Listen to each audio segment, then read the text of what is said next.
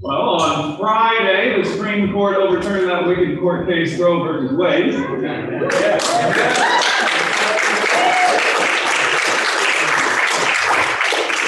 long time prayer of this church, long time work of many in this church, and we've not been alone in this. Throughout the universal church, God has done great things for us, and so we need a party. But this morning, there's two things we need to take away immediately from this, and I'm going to sum them up this way: thank God and press on. So those are 2 points. So first, let me talk about thanking God.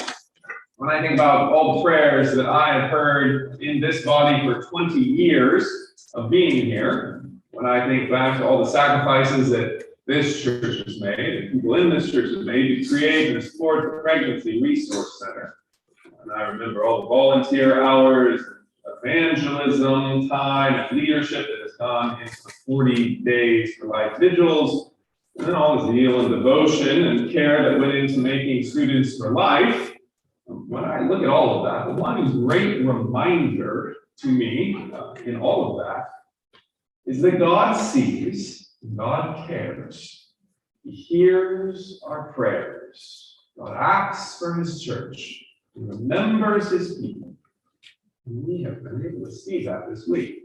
And He remembers His mercy and His faithfulness. Psalm 98:3. He does not forget the cry of His people. Psalm 9:12. Wait on the Lord, and be of good courage, and He will strengthen your heart. Wait, I say, on the Lord. Psalm 27:14. There has been a lot of goodness for us. There has been a lot of waiting. You have had a memorial this week, and God has heard your prayers. And that brings us to the second thing. Press on. Press on.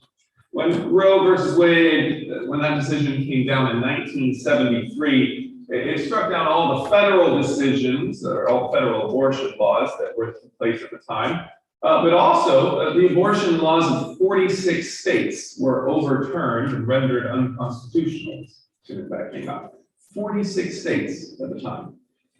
So Friday's ruling won't end abortion, it ends federal protection for abortion.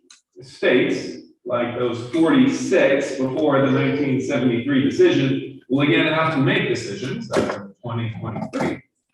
American Holocaust isn't over, but Goliath has fallen, and thank God for that one. But that one war has become 50, and we live in California.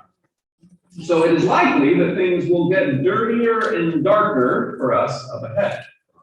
Now, first, remember the first point that we made. Don't despair in all of that. Pray to God, work for Him, wait for Him, because God hears and God acts.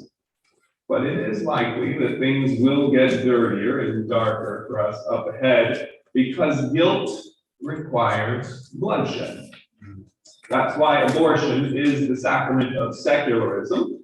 For if guilt does not die on the cross with Christ, then secularist California will be looking desperately to expiate their guilt in long practiced ways. Likely that will mean making California a bastion for this bloodshed. Because what do you do with your crimes? What do we do with our guilt? Sin calls for death. California sin will likely and quickly call for stronger protections on abortion, therefore. But Christ came. He shed His blood, and His bloodshed is the only one that can clear a conscience and protect the life of the neighbor. That means as things get dirtier and darker in California, we know our job. Our pronouncement of the gospel needs to be brighter and louder, bolder. There's guilt in every human heart around us. So we need to speak about that blood that speaks better things than Abel's, to offer better protection for the least among us. It also offers forgiveness for every guilty one among us. People will be looking for relief. The gospel is our hope in all of this. That hopefully reminds us of our need to confess right now. So hear this from Psalm 25. Show me your ways, O Lord. Teach me your paths. Lead me in your truth and teach me. You are the God of my salvation, and on you I wait all the day. Well, let us kneel, let us worship and kneel before the Lord our God. If you're with us today, this is our chance. We get to kneel before God. You're invited to do it.